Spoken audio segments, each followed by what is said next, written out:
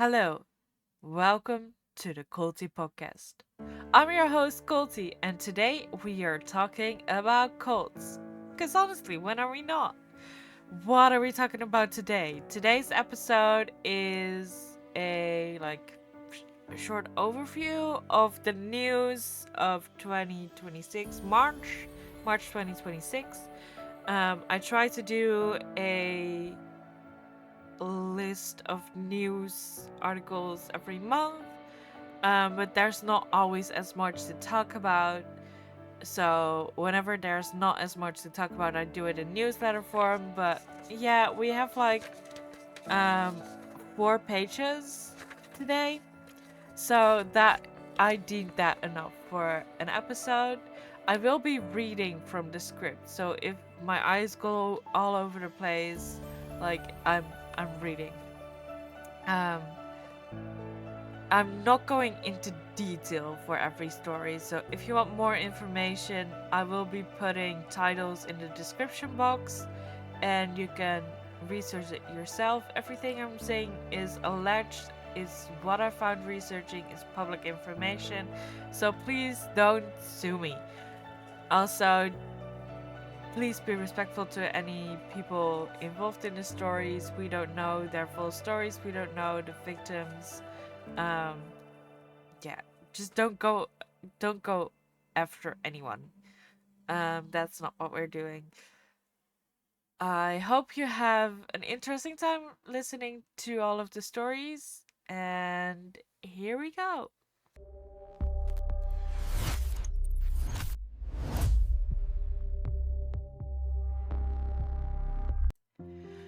First we go to Australia. I will give you the a little bit of the case and then a bit of the background. So Jayde Struhs sues the state for psychiatric injury after the tragic death of her sister and the negligence of the cult they were part of. So the sister of Elizabeth Struhs, Jayde Struhs, is suing the Queensland state government for the sum of $750,000. She alleged psychiatric injury after Queensland's handling of the death of her sister and a court case that followed.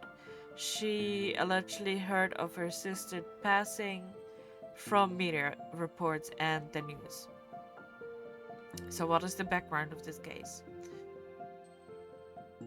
Elizabeth Struhs was a diabetic girl. She was living in a cult with her parents and she was diabetic. Her condition started declining, and instead of getting medical intervention, her parents, with the help of 12 other members of the community, refused to give her insulin and instead attempted to heal her through prayer. That failed, and Elizabeth died after a few days at the age of 8. All the adults involved were found guilty by the courts. Recently, it was also revealed that Elizabeth was in the hospital earlier. Elizabeth was sent back home after an earlier hospital visit, and even though hospital staff had already raised concern about her parents' strict religious ideology, like there wasn't there weren't more questions asked. The medical staff thought her parents could not safely care for her after they had tried to fate heal her that time too.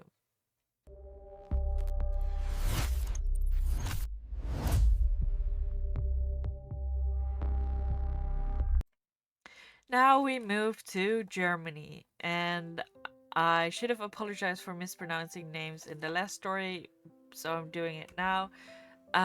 I don't speak German, and I will probably mispronounce all of the names here. Um, so, Gold remnants unearthed in Germany. In a rare find, in a Roman temple tied to a secretive society has been discovered in Germany. It is the oldest known sanctuary of its kind in Bavaria.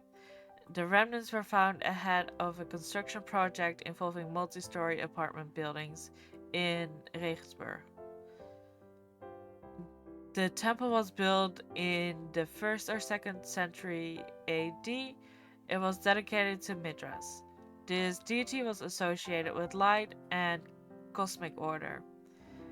Mithraism spread widely across the Roman Empire in the 2nd and 3rd centuries AD. Based on coins found in the temple, it is the oldest of its kind in Bavaria found till this day.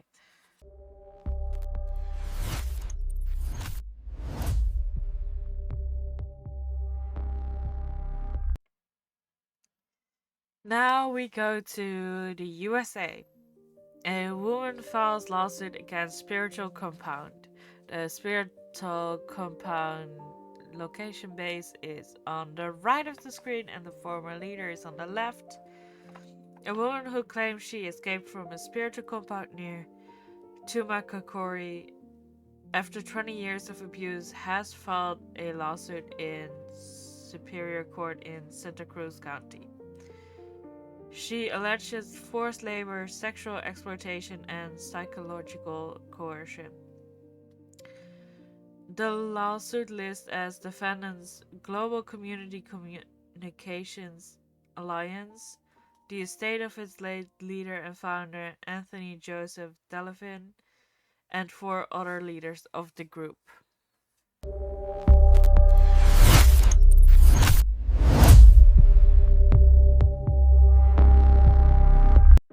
Now we go to Japan, where the Unification Church is to be dissolved.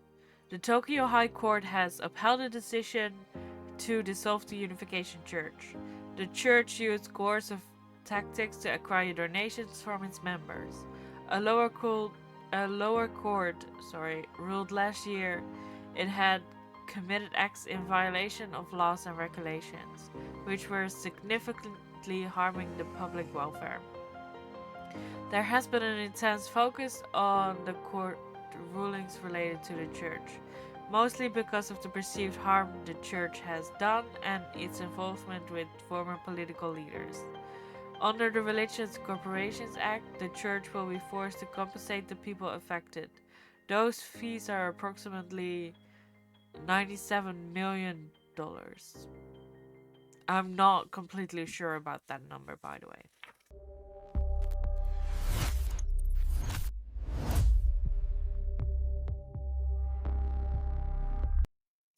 Now we move back to the United States, where a competency exam has been ordered for the leader of the Zizians.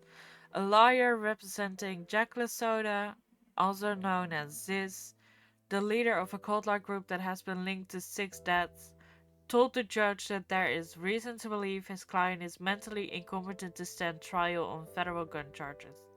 Lasoda will be in federal custody while the mental competency exam is done and reported on.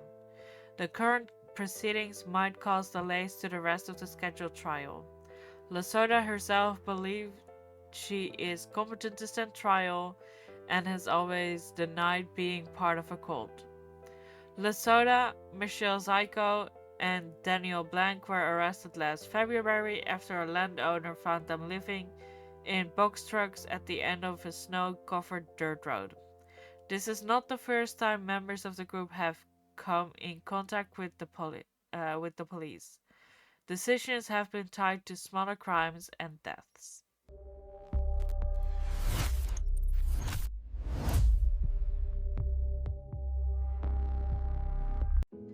Now we move to Vatican City, where the Catholic Church has warned against plastic surgery.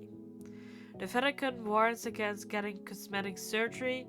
It describes or focuses on bodily perfection as a cult of the body. The Catholic Church teaches that the human body is made in the image of God. While the Church does not prohibit plastic surgery, it says Catholics should not pursue procedures if they're for vanity reasons only. The new warning came in a document from the Vatican's International Theological Commission, which advises the Pope on doctrinal questions facing the Church.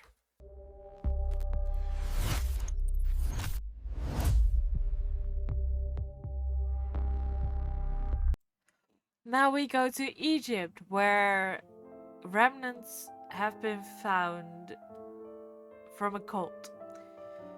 Archaeologists working near Luxor have unearthed a concealed burial chamber containing 22 wooden coffins and 8 papyrus scrolls. There are no names on the coffins, but the title of Singer of Amun appears multiple times. That is one of the signs that have led researchers to believe this is a cult burial ground. The site dates between 1077 and 664 before Christ. The coffins are in remarkably good condition for their age. The documents that have been found remain in their clay casing for the time being, until they can be carefully unfurled and translated.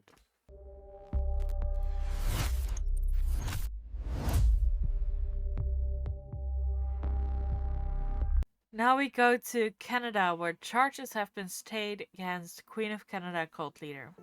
The charges against alleged cult leader Romana Didulo, have been stayed.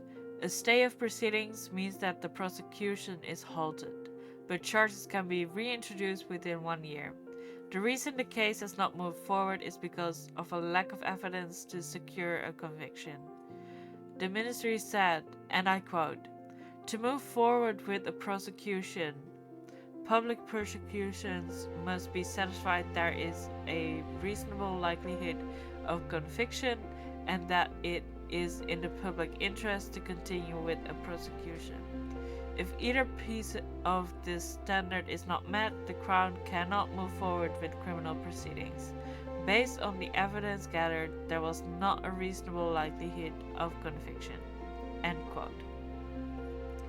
The Dulo faced charges of failing to comply with an undertaking and intimidation of a justice system. In 2025, police executed a search warrant at the decommissioned school where the Dulo and her followers have been living since 2023, referring to it as the Kingdom of Canada. Officers arrested 16 people and seized several imitation firearms during the operation. The Dulo and her followers have drawn national attention for promoting conspiracy theories linked to QAnon, harassment, and intimidation. The Dulo is also known as Queen of Canada.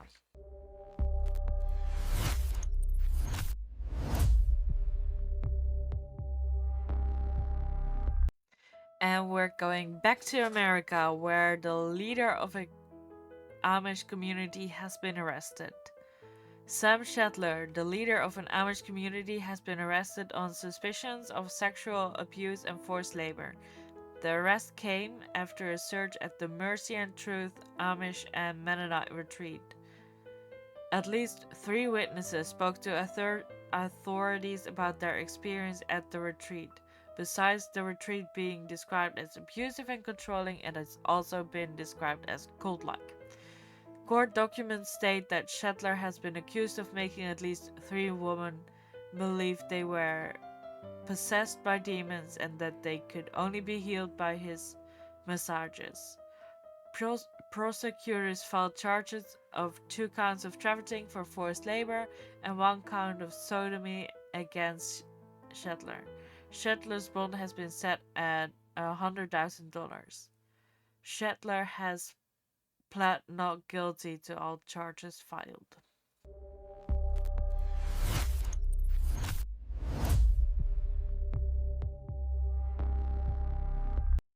For the next case, we are staying in America. I've had a really hard time pronouncing all of this story, basically. So, let's try, and we're just gonna go with whatever comes out. Police research alleged child abuse cover-up at a church. Tuscan police are investigating allegations that a longtime member of the Golden Dawn Tabernacle molested a boy in 2012, and the church pastor covered it up. The police investigation comes after the Lee Enterprise public service journalism team and the Arizona Daily Star reported that Golden Dawn pastor Isaac Norlega admitted he knew and did not go to police about the allegation about the alleged sexual abuse of an 11-year-old at the hands of a congregant who is still in good standing in the church.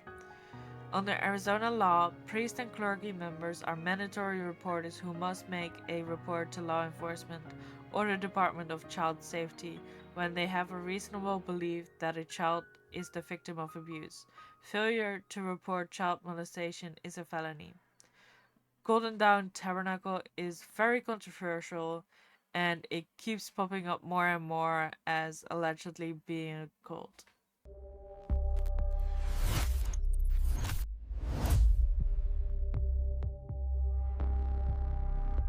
We are going to France, where anti-cult establishment has lost again in court.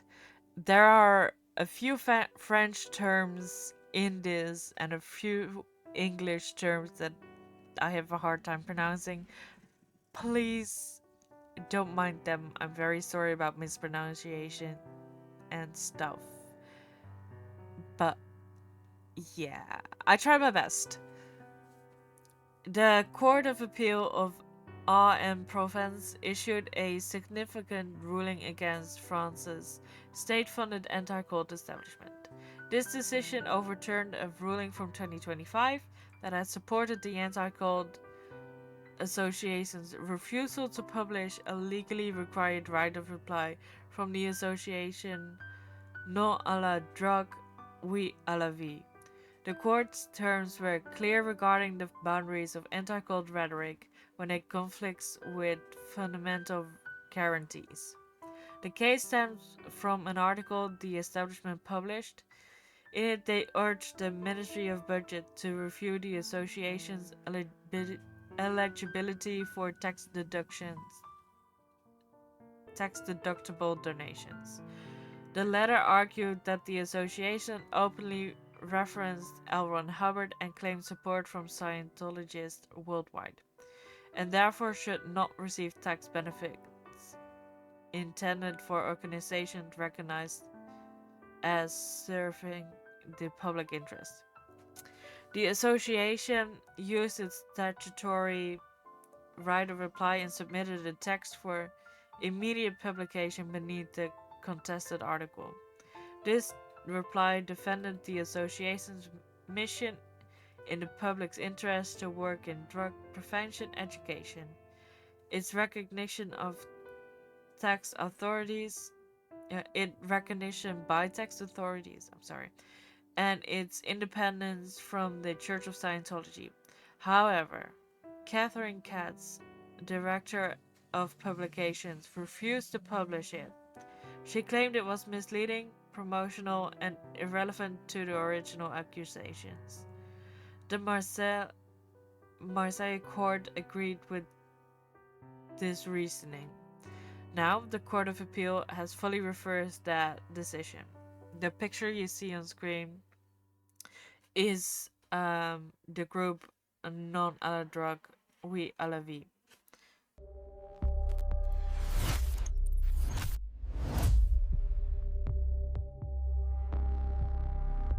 And on to the next case. Germany plans talks with Chile over site tied to cult. Germany will talk to Chile's new government about reports that it's dropping plans to turn a settlement founded by a German cult leader and sex abuser into a memorial for victims of torture. Chile's housing minister Ivan Padulle was quoted by La Tercera newspaper as saying he would reverse the previous government's decision for financial reasons. He said, "We have no interest in failing to meet international commitments, and therefore it is strictly for financial reasons. And, as far as I know, it is only for the remaining months of this year." The enclave, originally called Colonia Dignidad and renamed Villa Bavaria, was founded in 1961 by Paul Schäfer, an evangelical preacher and cult leader who was later jailed for sexually abusing children. During Augusto Pinochet's dictatorship, the 290-acre community hosted a secret prison for the torture of political prisoners by military forces. Chile's previous governments had announced plans last year to ex- expropriate the site and compensate property owners. Around 100 people still live at the settlement. Germany fully supports the project to establish a memorial on the settlement and will raise the issue at the next German-Chilean Commission meeting.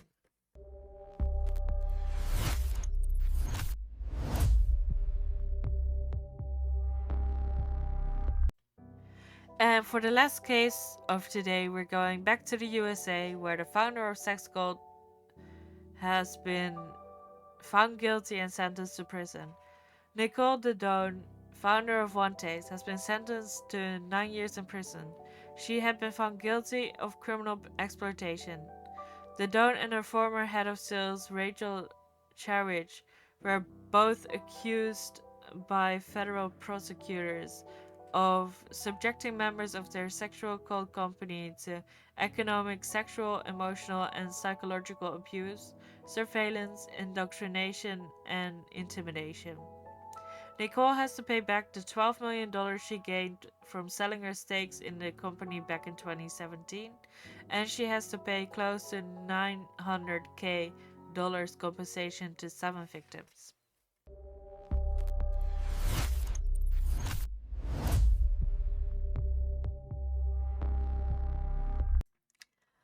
Hi, these were all the cases from March of 2026 that I had access to. I'm glad you're still here. I would appreciate if you drop a comment with whatever cult you are currently most interested in. Doesn't have to be episode specific. I would love to see you in the next episode you watch, and don't accidentally join a cult. Have a good day. Bye!